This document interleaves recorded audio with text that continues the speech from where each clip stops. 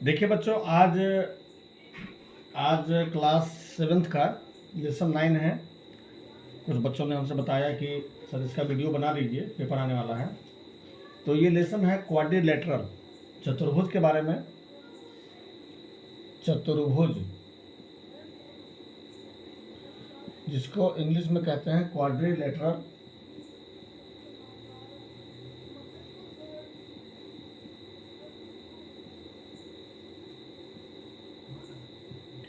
QUADRILATERAL,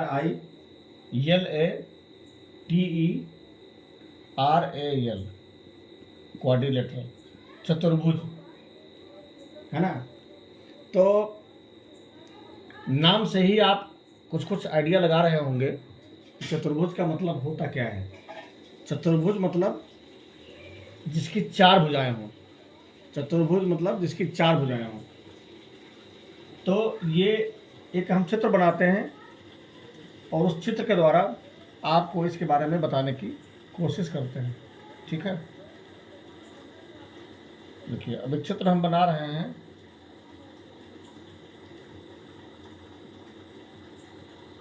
और आपको बताने का प्रयास करते हैं।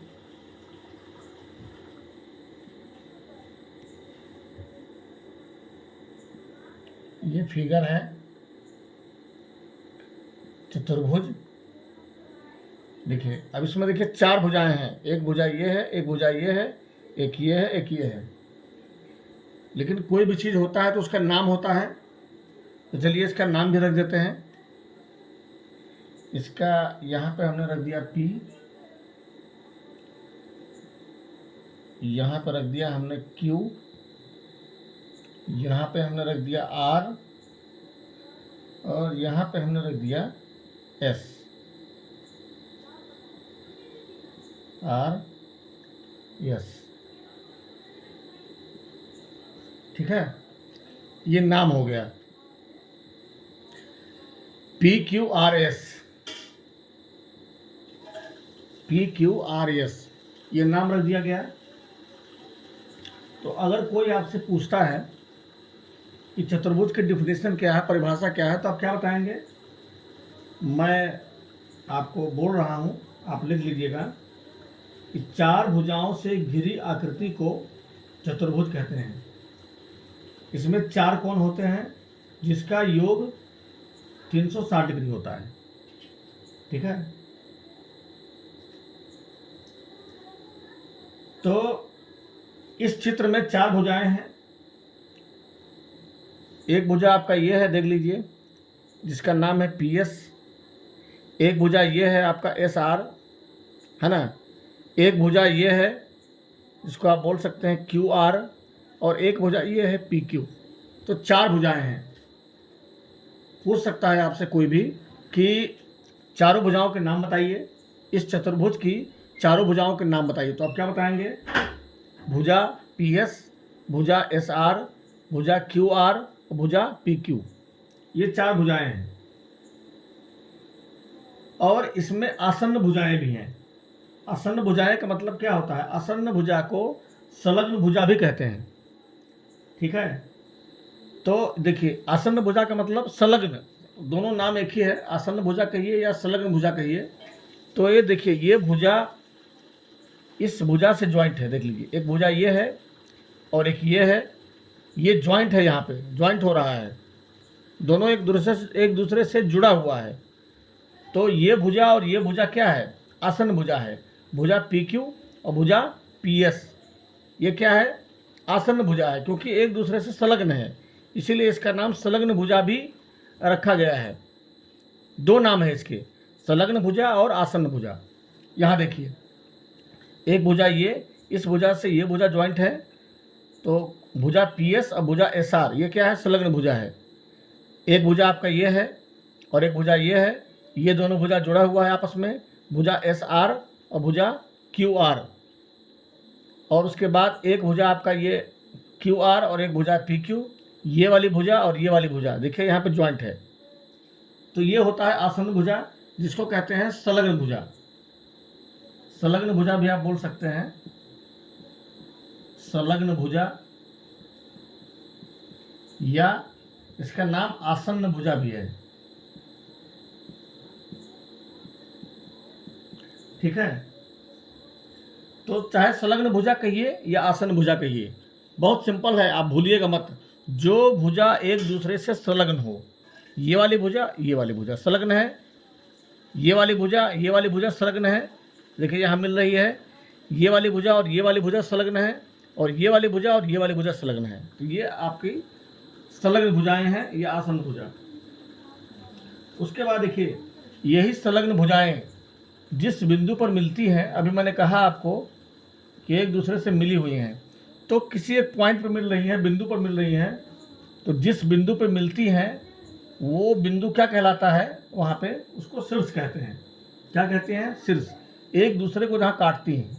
अब देखिए, एक शीर्ष यहाँ हो गया P, एक यहाँ, देखिए ये वाली भुजा और ये वाली भुजा जो संलग्न भुजा है यहाँ पे काट रही हैं, तो एक शीर्ष ये हो गया। ये वाली भुजा और ये वाली भुजा R पे काट रही हैं, एक शीर्ष ये हो गया। और ये वाली भुजा और ये वाली भुजा आपका Q पे काट रही हैं, एक शीर्ष ये हो गया।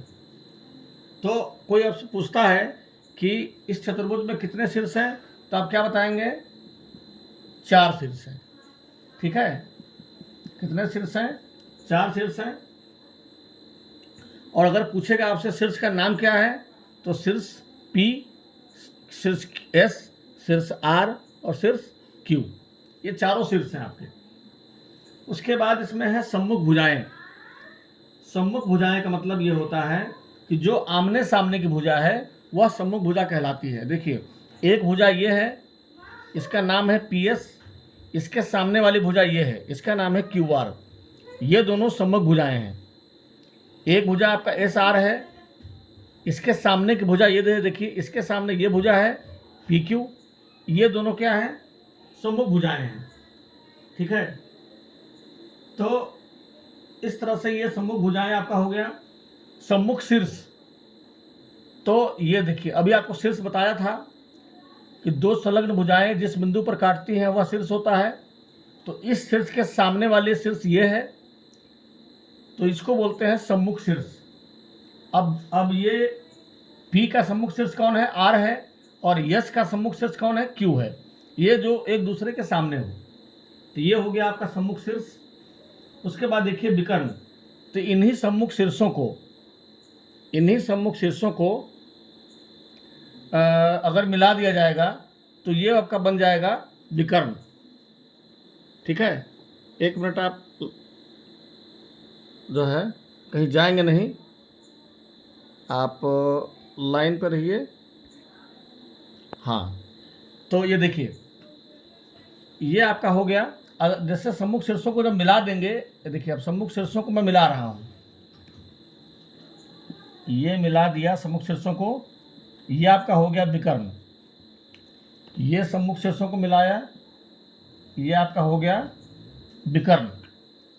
तो जब सम्मुख शीर्षों को आपस में मिला देंगे तो ये विकर्ण हो जाएगा। अब इस चतुर्भुज में आपके 2 विकर्ण बन गए। एक विकर्ण हो गया PR और एक हो गया आपका QS। ठीक है, तो ये आपका 2 विकर्ण हो गया। इसी को विकर्ण कहते हैं। सम्मुख शीर्षों को जो रेखाखंड मिलाती है वह क्या कहलाता है? विकर्ण कहलाता है। ठीक है, सम्मुख शीर्षों को मिलाने वाली रेखाखंड को विकर्ण कहते हैं। अगर आपको लिखना होगा क्वेश्चन तो आप लिख लीजिएगा कि विकर्ण किसे कहते हैं। तो सम्मुख शीर्षों को मिलाने वाली रेखाखंड को विकर्ण कहते हैं। इसमें 2 विकर्ण हैं। कौन कौन है? एक PQ है और एक QS है। अब देखिए अंतःकोण। ठीक है, अब अंतःकोण आपको समझना है। इसी को एक बार फिर से बना लेते हैं।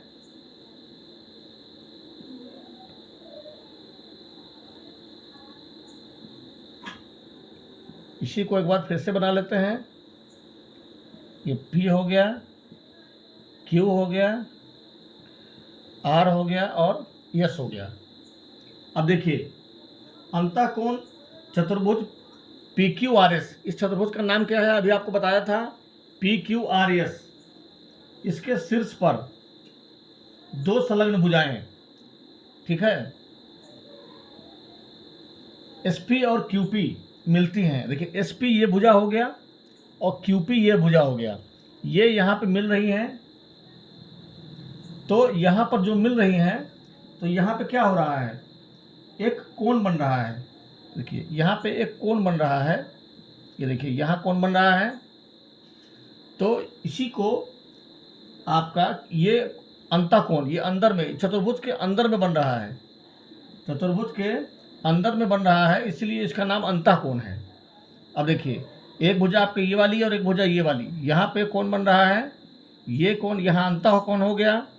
एक भुजा ये और एक भुजा ये जो संलग्न भुजाएं हैं, ये यहाँ कोण बन रहा है अंतःकोण, और एक संलग्न भुजा आपका ये और ये है, ये यहाँ कोण बन रहा है अंतःकोण। तो ये कोई पूछेगा आपसे कि चतुर्भुज में कितने अंतःकोण होते हैं, तो आप क्या बताएंगे, 4 अंतःकोण होते हैं। ठीक है। और अगर इसका नाम लिखना होगा तो आप कैसे लिखेंगे? नाम लिखने का तरीका ये है कि चारों अंतःकोणों के नाम अगर लिखना हो तो आप कैसे लिखेंगे, ये भी आप सीख लीजिए। तो देखिए अब यहाँ पे कोण बन रहा है अंतःकोण, तो जब यहाँ पे बन रहा है तो ये अक्षर बीच में रखना है। आप चाहे इधर से पढ़िए या इधर से पढ़िए। अब देखिए इसको बीच में रखना है, यहाँ पे कोण बन रहा है, तो कोण QPS या कोण SPQ, कोण QPS, या इसको हम ऐसे भी लिख सकते हैं कोण SPQ, यानी कि किसी भी हालत में ये जो P है ये बीच में होना चाहिए। ठीक। एक आपका ये बन रहा है, दूसरा बन रहा है आपका कोण PSR। अब देखिए PSR, इस कोण को हमें दिखाना है, इस कोण को दिखाना है तो हम कोण PSR पढ़ेंगे, या कोण RSP भी पढ़ सकते हैं, उसको उल्टा कोण RSP। तो चाहे ऐसे लिखें या वैसे लिखें, एस आपका बीच में ही रहेगा। तो जहाँ पे कोण बन रहा है वो बीच में होना चाहिए। उसके बाद बन रहा है कोण SRQ, ये वाला कोण बन रहा है। और चौथा कोण आपका बन रहा है कोण RQP, ये वाला कोण। तो ये चारों अंतःकोण हैं, इनके नाम हैं। ये कभी कभी आता है पेपर में कि चारों अंतःकोणों के नाम लिखिए, तो नाम ऐसे आप लिख सकते हैं। ये कोण का जो है चिन्ह है, ऐसे ही कोण का चिन्ह बनाया जाता है। ठीक है। अब इसी में आपको पूछ लेगा बाह्य कोण, कि बाह्य कोण कौन सा होता है। ठीक है। अब यहाँ देखिए भुजा SP है, इस भुजा का क्या नाम है, SP। तो इसको हम क्या करेंगे, SP भुजा को थोड़ा सा हम बढ़ा देंगे, SP भुजा को थोड़ा सा हम बढ़ा देंगे। कहाँ बढ़ाया, देखिए इसको थोड़ा सा हम आगे बढ़ाएंगे। ठीक है। तो ये आपका ये भुजा आपका है SR, एक भुजा आपका SR है। चलिए पहले इसी को बढ़ा लेते हैं, भुजा SR को, भुजा SR को हम बढ़ा लेते हैं इस तरफ। ठीक। ये आपका, और इसका नाम दे देते हैं T, भुजा SR। ये वाली भुजा का नाम क्या है, SR। इसको हमने बढ़ा लिया T तक। तो जब इसको हमने बढ़ाया तो यहाँ पे एक कोण बन रहा है, देखिए ये यहाँ पे एक कोण बन रहा है। तो ये कोण आपका हो गया बाह्य कोण। इसका नाम कैसे लिखेंगे, कोण QRT, है ना। बाह्य कोण का नाम कैसे लिखेंगे, कोण QRT। अब R यहाँ पे कोण बन रहा है, तो ये वाला बीच में होना चाहिए, कोण QRT। उसके बाद इसी प्रकार क्या करेंगे, RQ। अब देखिए RQ है, ये वाली भुजा है, इसको हम बढ़ा लेंगे ऐसे यल तक। इसको थोड़ा सा हम बढ़ा देंगे ऐसे यल तक, इसका नाम दे देते हैं यल। तो यहाँ पे एक कोण बन रहा है। ठीक है। और यल तक बढ़ाने के बाद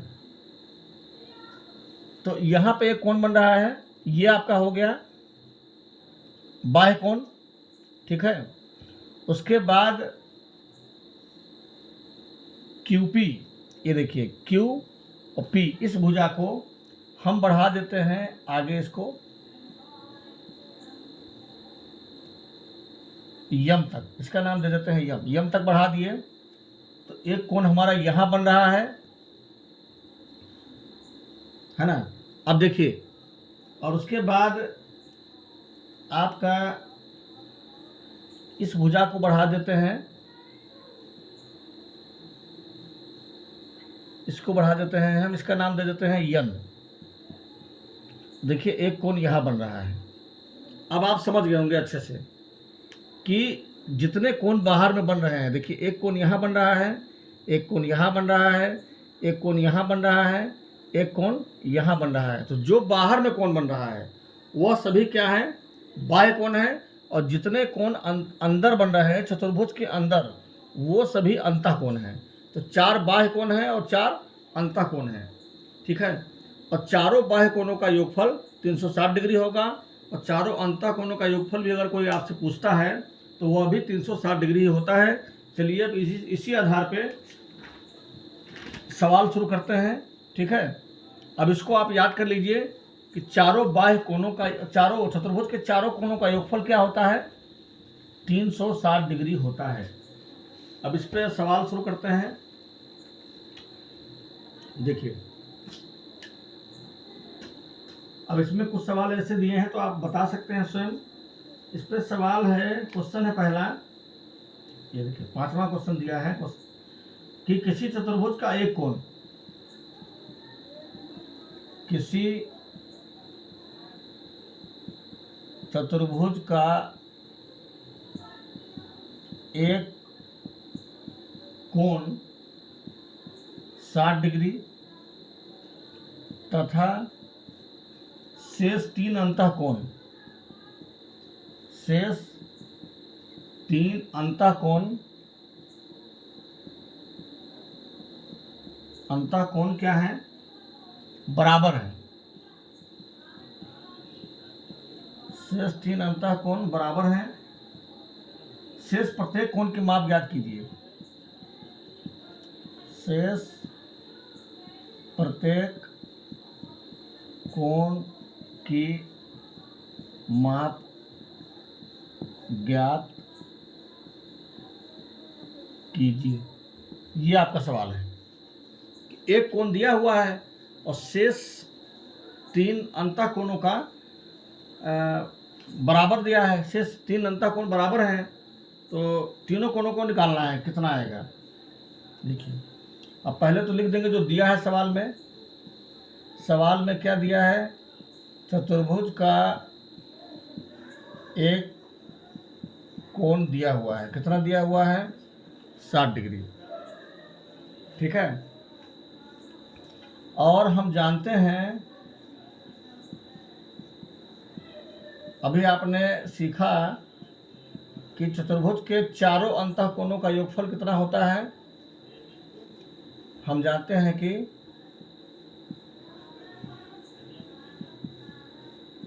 चतुर्भुज के चारों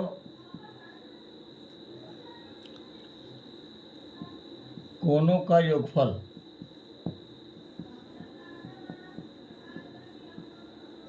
कितना होता है, 360 डिग्री होता है, ठीक है। तो एक कोण दिया है तो शेष 3 कोण कितना आ जाएगा,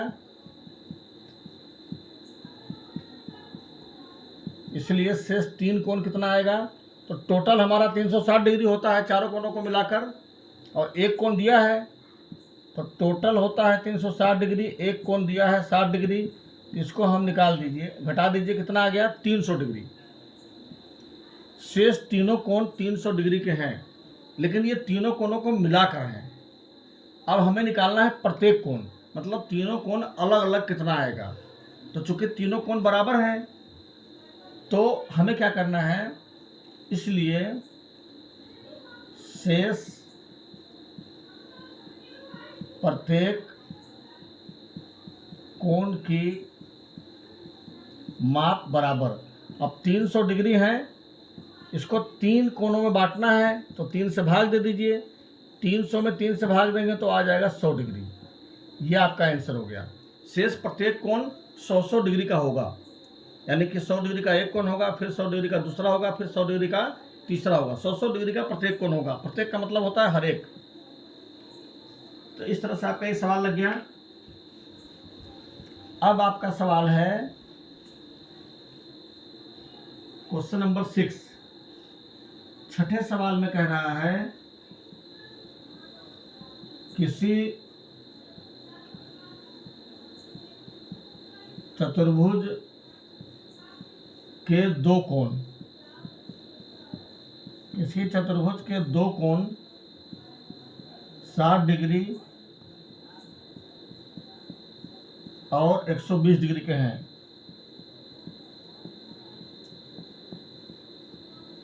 शेष दो कोण समान हैं।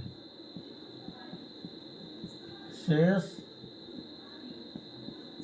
दो कोण समान हैं। शेष प्रत्येक कोण का मान ज्ञात कीजिए। शेष प्रत्येक कोण का मान ज्ञात कीजिए, ये सवाल है आपका। ठीक है, ये क्वेश्चन है आपका।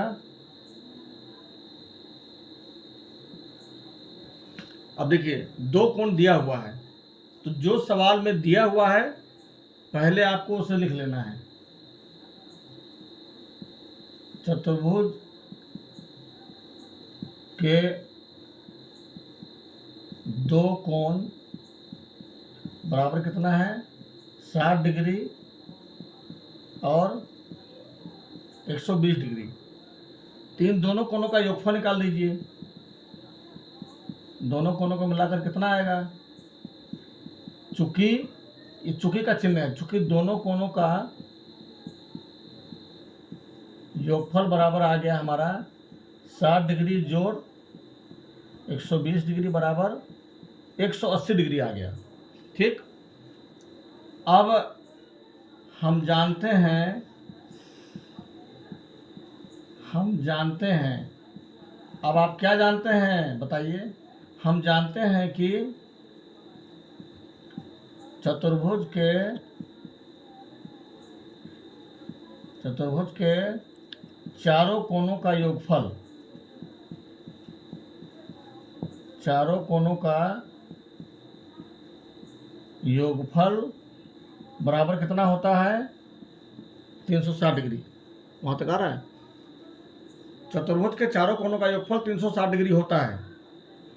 अब दो कोण हमें पहले से मालूम है, इसीलिए शेष बचे दो कोणों की माप बराबर कितना हो जाएगा? चारों कोणों को मिलाकर होता है 360 डिग्री। उसमें से जो दो कोण सवाल में पहले से दिया हुआ है उसको हमने निकाला है। कितना निकाला है? 180 डिग्री।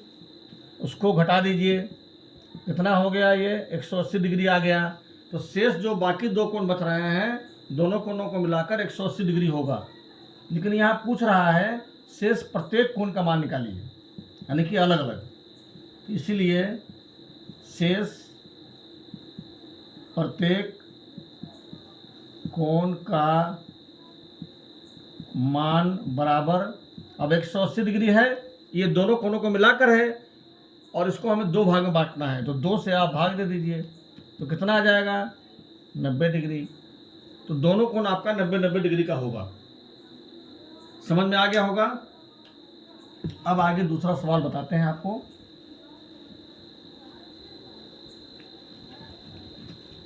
अब आपका सवाल है, पांचवा सवाल है, ये पांचवा छठवा लगा दिया ना। अब आपका 7वां सवाल है, किसी चतुर्भुज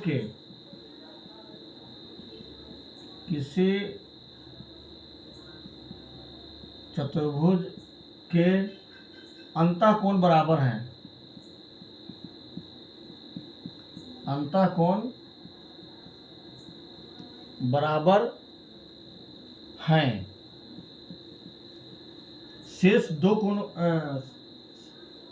इसी त्रिभुज के दो अंतःकोण, क्या ये वाला है, अंतःकोण बराबर है, प्रत्येक कोण का मान ज्ञात करिए। प्रत्येक कोण का मान ज्ञात कीजिए, ये सवाल है आपका। अब देखिए, कह रहा है कि चारों अंतःकोण बराबर हैं, तो सबसे पहले इसमें ये लिखेंगे कि हम जानते हैं कि, क्या जानते हैं कि चतुर्भुज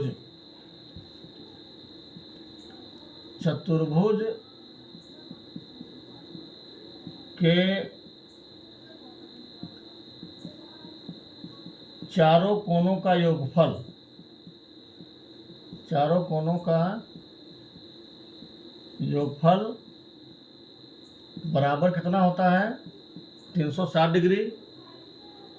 अब चूंकि प्रत्येक कोण बराबर है, तो इसी 360 डिग्री को हमें 4 भागों में बांट देना है, क्योंकि चतुर्भुज में 4 अंतःकोण होते हैं और चारों अंतःकोण बराबर हैं। इसलिए प्रत्येक कोण का मान बराबर 360 डिग्री, इसमें 4 से भाग दे दीजिए, कितना आ जाएगा, 90 डिग्री। आंसर प्रत्येक कोण आपका 90 डिग्री का आएगा। ठीक है, ये सवाल भी आपका हल हो गया। अब आपका सवाल है क्वेश्चन नंबर 10। इसमें है, यदि चतुर्भुज के बाह्य कोण क्रमशः, क्या धीरे धीरे बात करें, क्रमशः 70 डिग्री, 80 डिग्री और 110 डिग्री हों, तो क्या कोई दिक्कत, तो चौथे कोण का मान ज्ञात करिए। तो चौथे कोण का क्या मान ज्ञात कीजिए, ये आपका सवाल है। 3 कोण दिया हुआ है, चौथे कोण का मान निकालना है। तो सबसे पहले जो दिया है उसको आप नोट कर लीजिए। चतुर्भुज के 3 बाह्य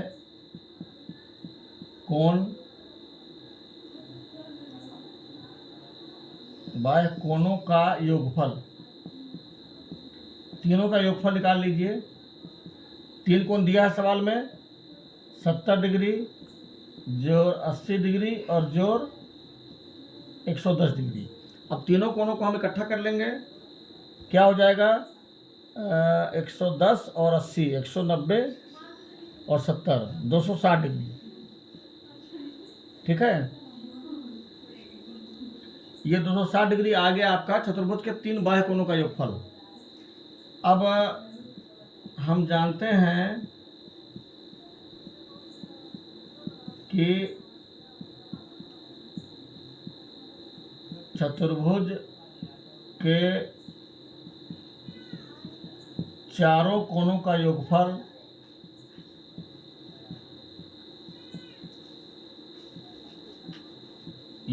बराबर कितना होता है, 360 डिग्री। इसलिए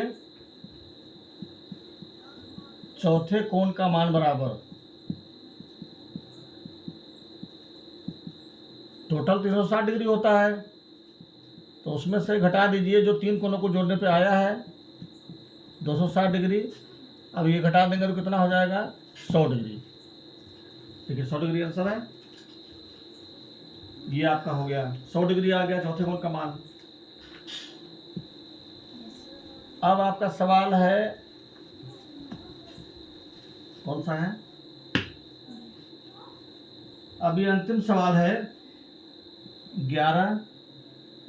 यदि चतुर्भुज के अंतः कोणों का अनुपात 3:4:5:6 हो तो प्रत्येक कोण का मान ज्ञात कीजिए। तो प्रत्येक कोण का मान ज्ञात कीजिए, ये सवाल है आपका, है ना। अंतः कोणों का अनुपात दिया हुआ है, ठीक है। तो चलिए देखते हैं, इसको लगाते हैं। इसमें आपको लिखना होगा माना कि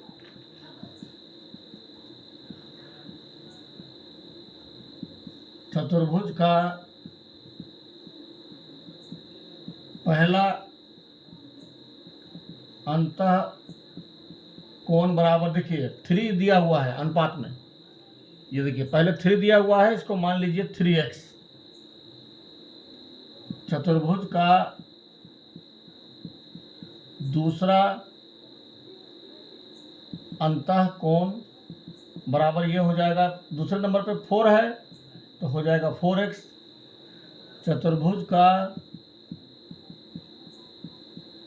तीसरा अंतः कोण बराबर हो जाएगा ये आपका 5x। चतुर्भुज का चौथा अंतः कोण हो जाएगा आपका 6x, है ना। ये डॉट डॉट का मतलब समझते होंगे आप, वही चीज लिखा है बार बार।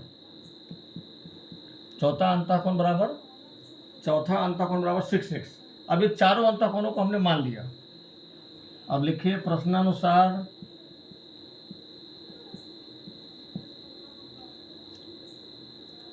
चतुर्भुज के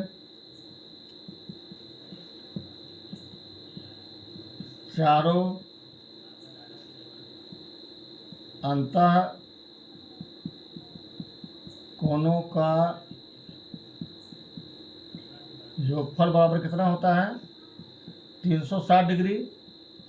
यहाँ पे और लिखेंगे, या चारों कोणों का योगफल हम लिख देंगे इसके जगह पे ये चारों 3x पहला है plus 4x plus 5x plus 6x बराबर 360 डिग्री। यही चारों माना गया है, देख लीजिए, पहला अंतः कोण, दूसरा, तीसरा, चौथा। अब इन चारों को हम जोड़ेंगे तो 4 3 7 5 12 6 18x आ जाएगा बराबर 360 डिग्री, और x बराबर 360 डिग्री बटा 18। इधर देखिए 18x का मतलब होता है 18 गुणे x। तो जब इस समीकरण में LHS में बाईं तरफ अगर गुणा में है तो वह संख्या दाहिने तरफ भाग में हो जाता है, तो बटा का मतलब होता है भाग। 360 बटा 18 भाग दे देंगे, 18 दूना 36। ये आपका आ गया x का मान कितना है 20। अब x का मान 20 आ गया। अब आप आराम से निकाल सकते हैं, ठीक है। कैसे निकाल सकते हैं देखिए, अब जगह थोड़ा कम पड़ गया है, तो पहला अंतः कोण क्या आएगा देख लीजिए। पहला अंतः कोण कितना माना गया था 3x, तो 3 गुने x का मान कितना होता है निकाले हैं 20, तो 20 तिहाई 60 डिग्री आ गया। दूसरा अंतः कोण कितना आ जाएगा, दूसरा माना गया 4x, तो 4x माना गया है, तो 4x का मतलब 4 गुने x की जगह पे लिख दीजिए 20, तो 20 चौक 80 डिग्री आ गया। और तीसरा अंतः कोण आपका है 5x, तो बराबर 5 गुने और x की जगह पे 20, 20 पंचे 100 डिग्री। और चौथा अंतः कोण आपका कहाँ निकाल दें, चलिए इसको आप उतार लीजिए, ये यहाँ छोटा सा जगह है, यहाँ पे कर दे रहा हूँ। चौथा अंतः कोण बराबर हो जाएगा 6x है, तो 6x का मतलब क्या होता है, 6 गुने x। अलजेब्रा में आप जानते होंगे 6x लिखा हुआ है तो उसका मतलब होता है 6 गुने x। 6 और x के बीच में गुना छिपा हुआ है। 6 गुने x का मान 20 आया, 20 छक्के 120 डिग्री।